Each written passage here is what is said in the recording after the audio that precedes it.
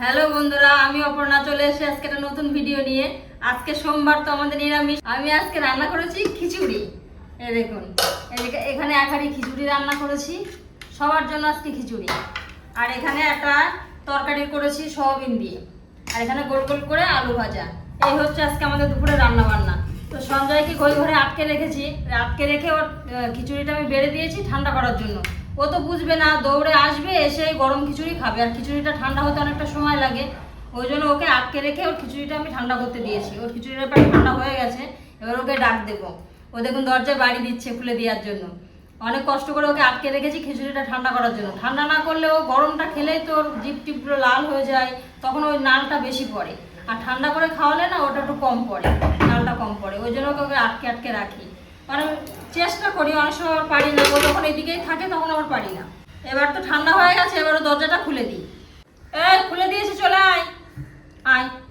ওখানে বস, ওখানে বস, এইখানে বস না, এখানে বস। সঞ্জয়ের থালা যেখানে যাবে সঞ্জয় সেখানে যাবে। বস বস।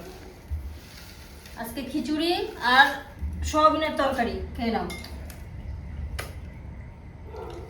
খিচুড়িটা ঠান্ডা করেছি বলে কত ভালো হয়েছে না, সুন্দর এখন খেতে পারবে। আর গরমটা এভাবে ধরতো আর কষ্ট করে করে খেত, আর অসুবিধা তো ও তো বোঝে না। আস্তে জলটা আস্তে আস্তে পুরো ভিজে গেলি।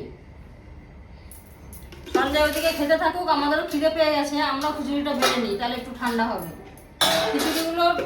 খিচুড়ি জিনিসটা খুব দেরি হয় ঠান্ডা হতে।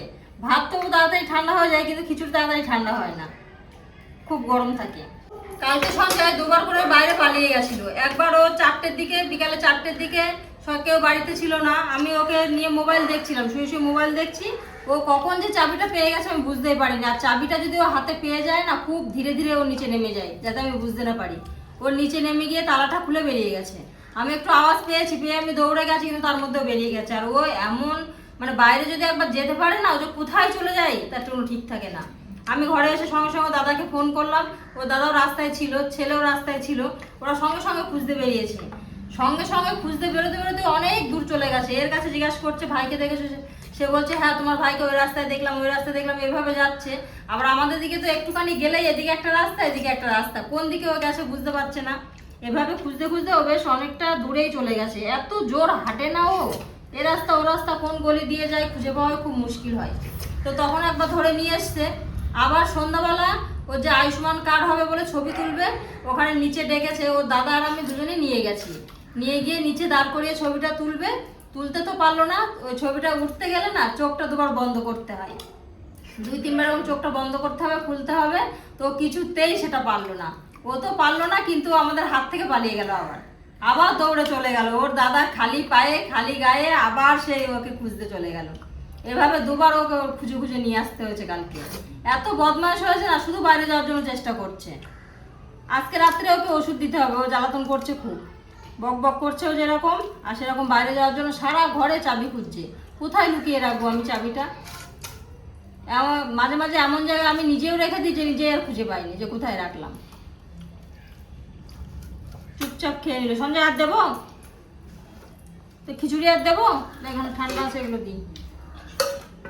দেবো খিচুড়ি দেবো? আর কিছুই বলে না। হ্যাঁ না কিছু বল, কিছু না বললে কি করে দেবো?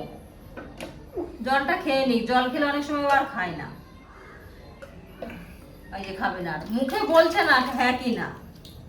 হাত ধুয়ে নিল, তার মানে ও আর খাবে না। যা হাত মুখ ধুয়ে কল থেকে ধুয়ে আয়। ও এখন ওই বারান্দায় গিয়ে বক বক করবে। আজ 2 দিন ধরে খুব বক বকটাও বেড়েছে। ওই বক বকটা যখন বাড়ে ওষুধ দিলে আবার একটু ঠান্ডা হয়ে যায়। সঞ্জয়ের তো খাওয়া হয়ে গেছে, ও খেয়ে দিয়ে চলে গেল। এবার আমাদেরও খিদে পেয়ে গেছে, আমরাও খেয়ে নিয়ে আমরাও আমাদের থালাতে বেড়ে নিয়েছি।